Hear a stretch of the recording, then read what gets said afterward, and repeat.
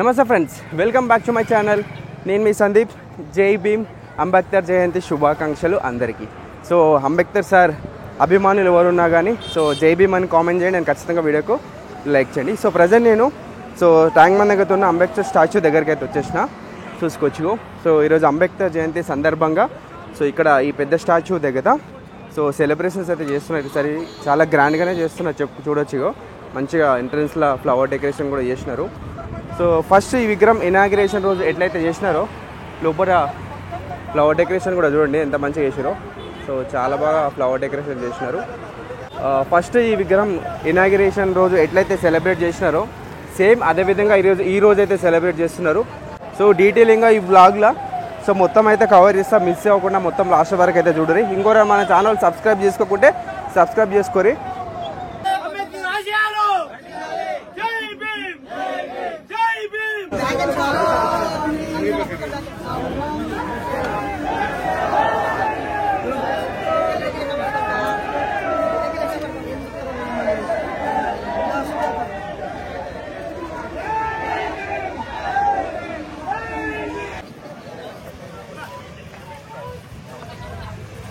లోపల వ్యూ చూడండి. మంచి గార్డెన్ అయితే ఉంది. ఫస్ట్ టైం వస్తున్నాను నేను లోపలికి. చూడండి, బైరీ నరేష్ టీం అయితే వస్తున్నారు. మొత్తం బైరీ నరేష్ టీం చాలా మంది ఉన్నారు. స్టాచ్యూ దగ్గరికి అయితే ఫస్ట్ టైం. మొత్తం బ్యూటిఫుల్ ఫ్లవర్ డెకరేషన్ అయితే చేసినారు చూడండి.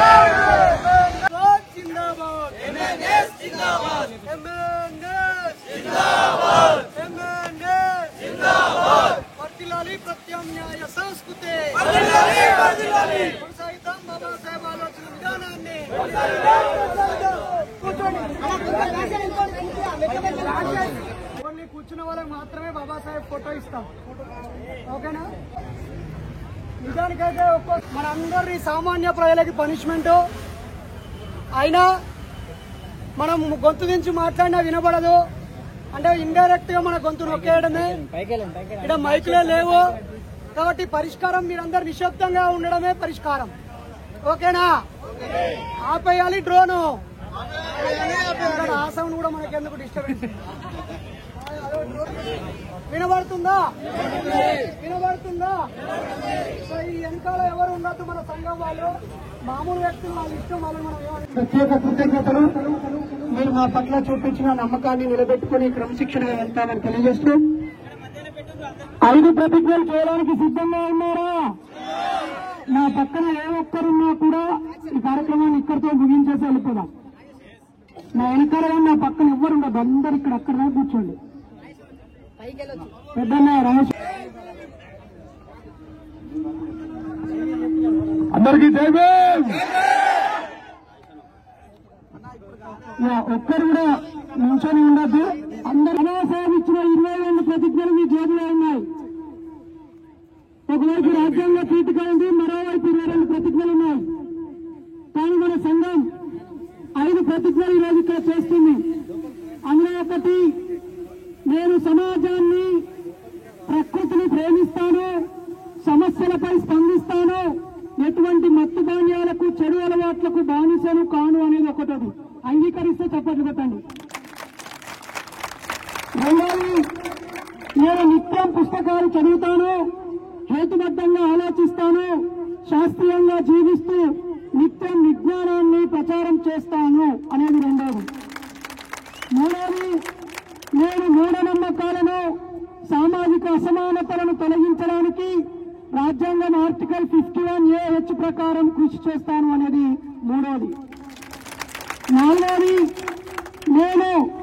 నన్ను నేను గొప్పగా తీర్చిదిద్దుకుంటాను, నా కుటుంబాన్ని బుద్ధుడు, పూలే, పెరియార్, అంబేద్కర్ల ఆశయాలతో నడిపిస్తాను అనేది 4వ ప్రతిజ్ఞ. ఐదోది, నేను చారువాక లోకాయుతుల వారసుడిగా, ఎమ్మెల్యే సంఘం సభ్యుడిగా, నాయకుడిగా సమాజ చైతన్యం కోసం పాటుపడతాను అనేది 5. ఈ 5 ఆమోదిస్తున్నారా? ఈ 5 పాటిస్తారా? ఇదే మీ మెడకు వేసినటువంటి ఈ పంచశీల కండువ. ఒక్కసారి చూపించి ఊపామా? వర్ధిల్లాలి పంచశీల ప్రతిజ్ఞ, వర్ధిల్లాలి బుద్ధిజం. ప్రపంచ శాంతికి బౌద్ధమే శరణ్యం. ప్రపంచ శాంతికి బాబాసాహెబ్ చూపిన మార్గం ఏ మార్గం స్వీకరించాడు బాబాసాహెబ్ అంబేద్కర్. మనం ఏ మార్గంలో జీవిద్దామా? జై భీమ్. సో ఈ 5 ప్రతిజ్ఞల మీద, ఈ గ్యాదరింగ్ మీద షాన్ వెంజల రాజేశన్న మీ అందరికీ అభినందనలు, శుభాకాంక్షలు తెలియజేస్తూ మాట్లాడాల్సిందిగా కోరుతున్నాను.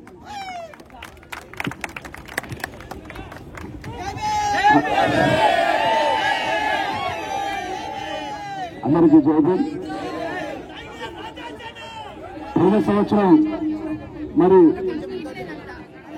మూఢనమ్మకాల నిర్మూలన సంఘం నుంచి బైరి నరేష్ అన్న పిలుపు మేరకి కథలు వచ్చినటువంటి నా మిత్రులు, సహోదరులు, అక్కలు, చెల్లెళ్ళు, స్టూడెంట్స్ మరియు నాయకులు, విద్యార్థి నాయకులందరికీ కూడా హృదయపూర్వకంగా బాబాసాహెబ్ అంబేద్కర్ గారి జ్ఞాన దినోత్సవ శుభాకాంక్షలు. మనం చట్టానికి వ్యతిరేకమైనటువంటి పనులు చేసే వాళ్ళం కాదు, ఎందుకంటే మనం ప్రపంచ జ్ఞాని బాబాసాహెబ్ అంబేద్కర్ వారసులం కాబట్టి. మరి ఈరోజు తెలంగాణ రాష్ట్ర ప్రభుత్వానికి కూడా బైరి నరేష్ గారు ఇచ్చినటువంటి మరి ఒక రిక్వెస్ట్ కావచ్చు, విజ్ఞప్తి కావచ్చు, సూచన మేరకు మళ్లీ మా బాబాసాహెబ్ అంబేద్కర్ గారి యొక్క ప్రాంగణాన్ని కలకలలాడిస్తున్నందుకు తెలంగాణ గవర్నమెంట్ కు కూడా ఒక శుభాభివందనాలు తెలియజేస్తా ఉన్నాం. పోయిన సంవత్సరం ఎంతో మంది మధ్యప్రదేశ్, హర్యానా లాంటి, ఉత్తరప్రదేశ్ లాంటి పరిసర ప్రాంతాల నుంచి వచ్చి చాలా మంది నిరాశకు గురై వెళ్లిపోవడం అంబేద్కరిస్టులుగా మనందరికీ కూడా చాలా బాధను కలిగించింది. ప్రపంచంలోనే 193 దేశాలలో ఎక్కడ లేని ఒక అద్భుతమైనటువంటి విగ్రహాన్ని మన హైదరాబాద్ నడిపొట్టున స్థాపించి మరి ఇంత పెద్ద గౌరవాన్ని కల్పించినటువంటి పూర్వపు ప్రభుత్వానికి కూడా శుభాభివందనాలు తెలియజేస్తూ, అంబేద్కర్ గారి స్టాచ్యూ సాక్షిగా మరి బుద్ధుని యొక్క ప్రతిమను మీన్స్ బొమ్మ లేకపోయినా బుద్ధుని యొక్క ఆలోచన విధానమే ఎజెండా. ఇది కేవలం భారతదేశంలో మొదలై భారతదేశంలో ముగిసిపోయింది కాదు. బుద్ధుని తర్వాత సామ్రాట్ అశోక చక్రవర్తి భారతదేశం యొక్క ఖండాంతరాలు దాటించి మరి బౌద్ధమయ భారతదేశంగా బాబాసాహెబ్ అంబేద్కర్ గారు అశోకుడి తర్వాత తిరిగి ఈ బౌద్ధాన్ని పునర్జీవనం పోసి సన్మార్గంలో నడిచి మిగతా వాళ్ళందరూ ప్రేమించి విశ్వ మానవాళ్ళందరూ కూడా సమానమే అని మన ప్రపంచానికి సందేశం కలిగించినటువంటి బుద్ధుని యొక్క మార్గంలో మనమందరం కూడా నడవాల్సినటువంటి బాధ్యత ఉంది. చాలా మందికి ఒక కన్ఫ్యూజ్ ఉంటుంది, బౌద్ధం కూడా వేరే దేశం మతం కావచ్చు. ఈ దేశానికి చాలా మతాలు వలస వచ్చినాయి, కానీ ఈ దేశంలో పుట్టింది ఈ మతం అనేటువంటి విషయాన్ని గుర్తుపెట్టుకోవాలి. బుద్ధుడు ఈ దేశం నుంచి వేరే దేశాలకి శాంతియుత మార్గమైనటువంటి బౌద్ధాన్ని దాటించి అశోకుడు లాంటి మహాచక్రవర్తి కళింగ యుద్ధం తర్వాత హింసను ప్రేరేపించక తనకున్నటువంటి ఒక కొడుకుని, కూతురుని కూడా బ్రహ్మదానానికే దానమిచ్చినటువంటి మహాచక్రవర్తి అశోకుడు యొక్క సన్మార్గంలో బాబాసాహెబ్ అంబేద్కర్ గారి మార్గంలో మనం అందరము నడుస్తాం. ఎన్ని అడ్డంకులు వచ్చినా సూర్యుని అరిచేతి పెట్టి ఆపే శక్తి ఎవరికి లేదు, ఎవరి వల్ల కాదు. ఈ రోజు ఈ దేశం కోసం ఒక్క క్షణం కూడా ఆలోచించకుండా ప్రాణం ఇవ్వగలిగే నిజమైన దేశభక్తులం మాత్రం మనమే. అలాంటి ముసుగులు తొడుక్కున్న వాళ్ళ ముసుగులు తొలగిపోయే రోజులు తొందరలోనే ఉన్నాయి. మనమందరం కూడా కలిసికట్టుగా, నాకు తెలిసి ఇక్కడ ఒక రిలీజన్ కి సంబంధించిన వ్యక్తులు లేరు. ఇది నిజంగా బైరి నరేష్ అన్న గారి నిజమైన ఘన విజయం. ఒక రాత్రి కాదు, ఒక పగలు కాదు, ఎన్నో విలేజ్లు లక్షలాది కిలోమీటర్లు ప్రయాణం చేసి ఎంతో మంది, ఇది ఒక గొప్ప రిలీజన్. మన రిలీజన్ ఏమిటి? హ్యుమానిటీ అంటే మానవత్వం అంటేనే బౌద్ధం అంటేనే మానవత్వం. అంత గొప్ప నాందికి చాలా మంది అనుకుంటారు బాబాసాహెబ్ అంబేద్కర్ గారు అనగానే మానవాది గల నాయకుడు. బైరి నరేష్ అని కూడా మానవాది గల మనిషి అనుకుంటారు. మానవాది గల మనిషి కాదు, మనిషి. చంద్రబాబు గారు చెప్పాలి, మహాత్మా జ్యోతిబా ఫులే పెరియార్ గారి వారసుడు. బాబాసాహెబ్ అంబేద్కర్ గారి వల్ల ఈ రోజు వదనమ్మ కావచ్చు, అన్న కావచ్చు, మేము బీసీలుగా పుట్టినప్పటికీ కూడా 27% రిజర్వేషన్ ని బాబాసాహెబ్ అంబేద్కర్ గారి ద్వారా పొందుతున్నాం. ఈ దేశానికి Babasaheb Ambedkar pay back to society అన్నాడు. కాబట్టి నాకు తెలిసి 27% బీసీలలో 20% పనిచేస్తున్న ఏకైక నాయకుడు బైరి నరేష్ అనే. ఆయనకు మద్దతుగా, ఆయన మిత్రుడిగా, ఆయన శ్రేయోభిలాషిగా, నేను సమతా సైనికుల్లో ఉన్నటువంటి ఒక సైనికుడిగా నిరంతరం జ్ఞానాన్ని కాపాడుకునే సామ్రాట్ అశోక చక్రవర్తి వారసులుగా ఆయనకు ఎప్పుడూ అండదండగా ఉంటారని తెలియజేస్తూ, నాతో పాటు మనం అందరం కూడా ఉన్నామని ఈ విషయం అందరికీ తెలుసు. తిరిగి మళ్ళొకసారి మీడియా ద్వారా సమాజానికి చేరాలని, మనం చాటుతున్న సత్యం వెలుగులోకి రావడానికి కాస్త ఆలస్యమైన సత్యం ఎప్పటికీ సత్యమే.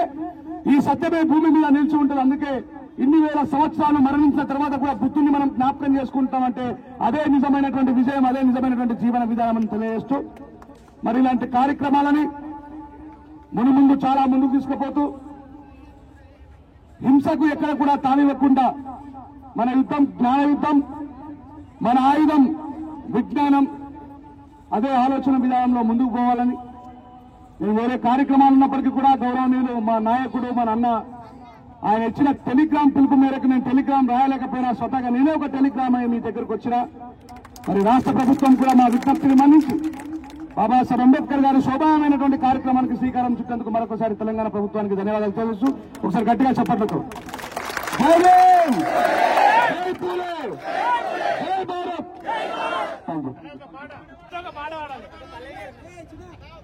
మన సంఘం ఒక మాట ప్రభుత్వానికి ఒక నెల రోజుల క్రితమే మనం ఉత్తరాలు రాయడం మొదలుపెట్టాం.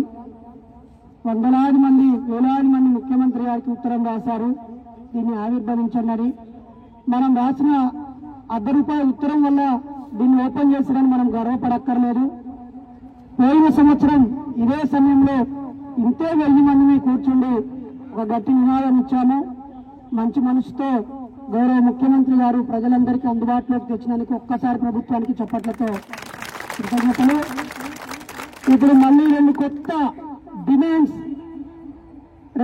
డిమాండ్స్ ని ప్రభుత్వం చెవులో వేయాల్సిందిగా మీడియా ద్వారా, మీ అందరి సోషల్ మీడియా ద్వారా కోరుతున్నాం. ఒకటి, కుల నిర్మూలన కోసం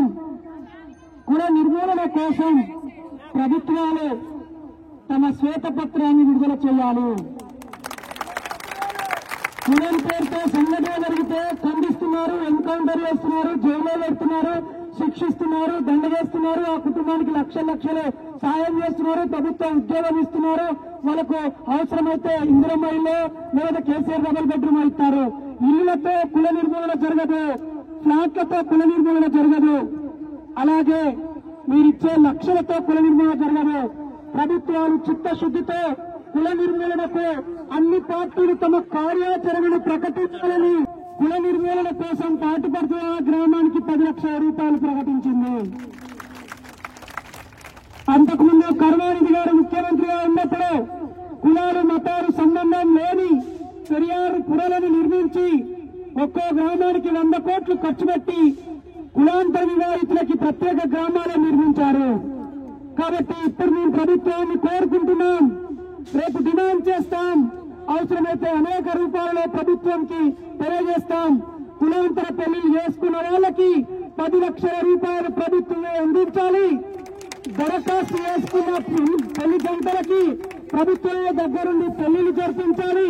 ఒక పోలీసు ఉన్నతాధికారి, ఐపీఎస్ అధికారి, ఒక పాలనా అధికారి, ఒక ఐఏఎస్ అధికారి, ఒక న్యాయ వ్యవస్థలో జడ్జి స్థాయిలో ఉన్న వ్యక్తి, ముగ్గురితో ప్రతి జిల్లాకు ఒక కమిటీ వేసి ఎవరైనా మేజర్ అయిన వాళ్ళు కులాంతర పెళ్లి మతాంతర పెళ్లి చేసుకుంటానని దరఖాస్తు చేస్తే రహస్యంగా పరిశీలించి వాళ్ళపై నేర కేసులున్నాయా, ఇంతకుముందే పెళ్లైందా, ఇది దొంగ పెళ్ళ, ఇలా రకరకాల విషయాలు తెలుసుకొని ఆ జంటకి ఒక అపాయింటెడ్ డేట్ ప్రతి నెల ఒక రోజు ఇచ్చి సోమవారం ఏ విధంగా అయితే ప్రజా దర్బార్ నిర్వహిస్తారో అట్లనే ప్రతి నెల మొదటి సోమవారం గాని లేదా మొదటి ఆదివారం గాని కులాంతర మతాంతర పెళ్లిలో జడ్జి, కలెక్టర్, ఎస్పీలు చేయాలని డిమాండ్ చేస్తున్నాం.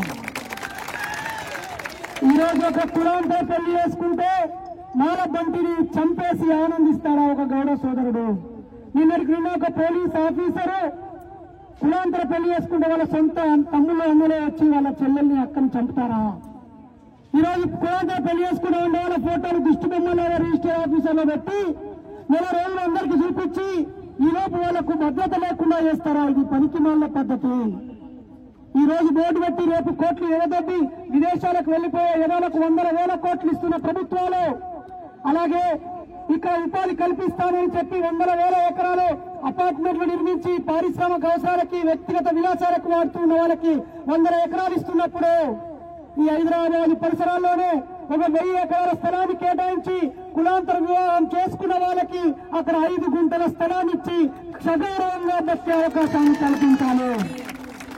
కాబట్టి కులం పేరుతో సంఘటన జరిగినప్పుడు కొంగ జపం చేయడమో, నంగరాచి దొంగ ముచ్చట్లు చెప్పడమో, తూతూ మంత్రం పరిష్కారమో కాకుండా ఈ దేశాన్ని పట్టి పీడిస్తున్న కుల నిర్మూలనకు ప్రభుత్వము, రేపు ప్రతిపక్షము, రేపు అన్ని పార్టీలు ఆయా మేనిఫెస్టోలో కుల నిర్మూలనకు ఏం చేస్తారో ప్రకటించాకే ప్రజల్లోకి వచ్చేలాగా మనం పోరాడదాం మిత్రులారా. పోరాడదామా? ఇప్పుడు రెండో అంశం, బాబాసాహెబ్ అంబేద్కర్ గారి జీవిత పాఠ్యాంశాన్ని అన్ని కులాల వాళ్ళు, అన్ని మతాల వాళ్ళు 6వ తరగతి నుంచి 10వ తరగతి వరకు పర్ఫెక్ట్ గా చదివేలాగా పాఠ్యాంశంలో పెట్టాలి. ఈరోజు ఒక ధర్మానికి, ఒక మతానికి సంబంధించిన రామాయణాన్ని 10వ తరగతి ఉపవాచకంగా పెట్టి ముస్లింలు, క్రైస్తవులు చదవనవసరం లేదని చెబుతున్నారు. అందరూ చదవదగ్గ వ్యక్తి, తెలుసుకోదగ్గ వ్యక్తి, అన్ని మతాలు కాళ్లకు దండం పెట్టాల్సినటువంటి అర్హత ఉన్న ఏకైక వ్యక్తి బాబాసాహెబ్ అంబేద్కర్. ఒక బీసీ కడుపులో పుట్టిన పిల్లలకైనా, ఓసీ కడుపులో పుట్టిన పిల్లలకైనా, మంత్రులు, ఎమ్మెల్యేలైనా, ఐఏఎస్ ఐపీఎస్లైనా, కార్మికులైనా, కర్షకులైనా వాళ్ళ కడుపులో పుట్టే పిల్లలకి ఇదిగో వ్యక్తిత్వం అంటే బాబాసాహెబ్ లా ఉండాలని వాళ్ళ పిల్లలకు చెప్పాలి. చదువంటే ఈయనలాగా చదవాలని చెప్పాలి. బతుకంటే ఈయనలాగా బతుకుమని చెప్పాలి. ఈయనలాగా ఖండాంతరాలకు నీ ఖ్యాతి విస్తరించాలని కోరుకోవాలి. కాబట్టి ఒక మతానికి సంబంధించిందో, ఒక ధర్మానికి సంబంధించిందో, ఒక సంకుచిత భావంతో లేదా ఒక కల్పితంతో లేదా ఒక ఊహతో, ఒక నమ్మకంతో వాళ్ళ ధర్మంలో భాగాన్ని అందరి ముందు రుద్దకుండా పాఠ్యాంశంగా బాబాసాహెబ్ అంబేద్కర్ జీవితాన్ని పెట్టాలని మూఢనమ్మకాల నిర్మూలన సంఘం నుంచి బాబాసాహెబ్ అంబేద్కర్ గారి పుట్టినరోజు సందర్భంగా ఈ తెలుగు ప్రభుత్వాలని కోరుతా ఉన్నాము. ఎవరైతే ఏ ప్రభుత్వం అయితే పెడుతుందో ఆ ప్రభుత్వానికి ఆ ఘనత దక్కుతుంది. 100 కోట్లు పెట్టి ఈ విగ్రహం పెడితే ఈ ఎదురుగా ఒక యూట్యూబ్ ఆయన అడిగాడు, ఈ విగ్రహం ఎవరంటే సుభాష్ చంద్రబోస్ అని ఒకడంటాడు, గాంధీ తాత వాళ్ళ ఫ్రెండ్ అని ఒకడంటాడు, ఏ పేరు చెప్తారో తెలుపుతున్నాడు. అట్లా అవమానించబడుతున్నాడు. కాబట్టి మన దేశ గొప్పతనం ఏ దేశానికి పోయినా భారతదేశం అనగానే 3 పేర్లే గుర్తుకొస్తాయి. ఒకటి బుద్ధుడు, ది గ్రేట్ బుద్ధుడు పుట్టిన భారతదేశం అంటారు. రెండోది ది గ్రేట్ సామ్రాట్ అశోక చక్రవర్తి పుట్టిన దేశం అంటారు. మూడోది the great symbol of knowledge Babasaheb Ambedkar పుట్టిన దేశం. కాబట్టి ఈ 3 గురించి మన దేశ పౌరులకు చెప్పకపోతే దేశభక్తి రాదు. దేశభక్తి అంటే ఆవుచ్చ తాగడంలో లేదు. ఈ దేశం కోసం, ఈ దేశం ఎదుర్కొనే సమస్యల మీద పరిష్కారం కోసం పనిచేసిన బుద్ధుడు, పూలే, పెరియార్, నారాయణ గురు, బసవేశ్వరుడు, పండిత ఏకదాసుల్లో ఉంది ఈ దేశభక్తి. కాబట్టి దేశభక్తి అంటే పక్క మతాన్ని ద్వేషించడమో, పక్క దేశాన్ని ద్వేషించడమో, లేకపోతే పక్క వాళ్ళను తిట్టడమో, కొట్టడమో, భయపెట్టడమో కాదు. ఈ మట్టిని ప్రేమించి కలుషితం కాకుండా చూడడం, ఈ గాలిని ప్రేమించి కాలుష్యం కాకుండా చూడడం, ఈ పర్యావరణాన్ని పరిరక్షించడం, ఈ దేశం ఎదుర్కొనే సమస్యల మీద చైతన్యంతో ఉండి తాను క్రమశిక్షణగా ఉండి తన కుటుంబాన్ని క్రమశిక్షణగా ఉంచి తన పిల్లల్ని క్రమశిక్షణగా ఉంచి తన చుట్టూ ఉన్న చెత్తను కడిగివేయడం నిజమైన దేశభక్తి. ఇక్కడ ఎంతమంది నిజమైన దేశభక్తులు చేయలేదండి?